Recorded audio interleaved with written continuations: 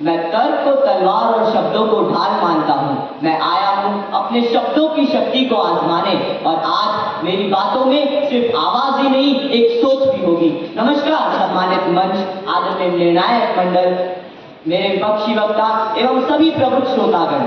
आज मैं दिए गए विषय के पुरजोर पक्ष में अपने विचार प्रस्तुत करने हेतु उपस्थित हूँ। महोदय, क्या आप सोच सकते हैं कि एक ही देश में रहने वाले नागरिक एक ही संविधान की शपथ लेने के बावजूद भी एक ही कार्य को करने के लिए अलग अलग कानूनों से शासित हो? क्या ऐसा भारत वाकई एकता में अनेकता का प्रतीक कहलाने योग्य है? महोदय, वर्तमान में हमारे देश में विवाह, तलाक, गोद देना या संपत्ति के मामलों को लेकर अलग अलग धर्मों के लिए अलग अलग व्यक्तिगत कानून है। मैं एक उदाहरण के साथ आप सभी के समक्ष अपने तर्क को सही साबित करके दिखाना चाहूंगा। रमेश और अब्दुल का उदाहरण। रमेश जो दिल्ली का रहने वाला एक हिंदू नागरिक है, और अब्दुल जो केरल का रहने वाला एक मुस्लिम नागरिक है। दोनों के पिता का देहांत होता है और वे अपनी पैतृक संपत्ति पर अपना हिस्सा पाना चाहते हैं। परंतु आश्चर्य की बात तो यह है कि रमेश को तो हिंदू उत्तराधिकारी कानून के तहत तुरंत बराबरी का अधिकार मिल जाता है, परंतु वही अब्दुल को मुस्लिम पर्सनल लॉ के तहत बेटियों व बेटों में असमानता व लंबी प्रक्रिया से गुजरना पड़ता है। महोदय, अब आप ही बताइए, क्या ये समान न्याय है? क्या ऐसा भारत वाकई एकता में अनेकता का प्रतीक कहलाने योग्य रहेगा?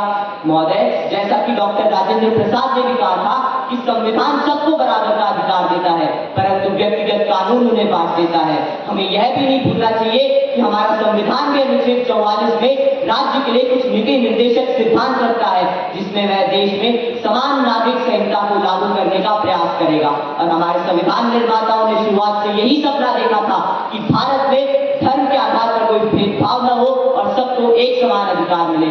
फिर भी अगर किसी को कोई सवाल हो तो मैं ये बता देना चाहता हूँ कि 23 नवंबर 1948 को एक संविधान सभा में वाद विवाद के दौरान बाबा साहेब भीमराव अम्बेडकर ने कहा था कि मेरी समझ से ये परे है कि क्यों एक समान भारतीय कानून नहीं होना चाहिए। महोदय, वे उदाहरण देते हैं कि अंग्रेजों के जमाने में सन 1939 तक सब जगह एक समान कानून था।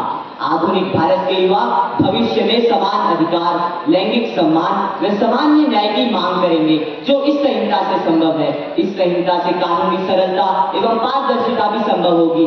भविष्य में धर्म या जाति पर उठने वाले मतभेद एवं टकराव भी समाप्त होंगे।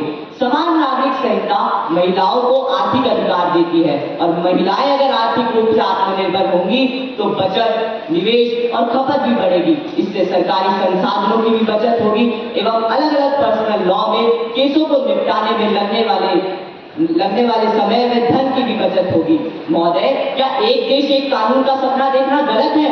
यदि हम एक संविधान को मानते हैं, एक प्रधानमंत्री को चुनते हैं और एक ही झंडे को सलाम करते हैं, तो फिर कानून भी सबके लिए एक क्यों नहीं? महोदय, अंत में मैं बस इतना ही कहना चाहूंगा कि समान नागरिक संहिता किसी धर्म के खिलाफ नहीं, यह धर्मास्था के खिलाफ है। यह एक वर्ग के खिलाफ नहीं, वर्ग भेद के खिलाफ है।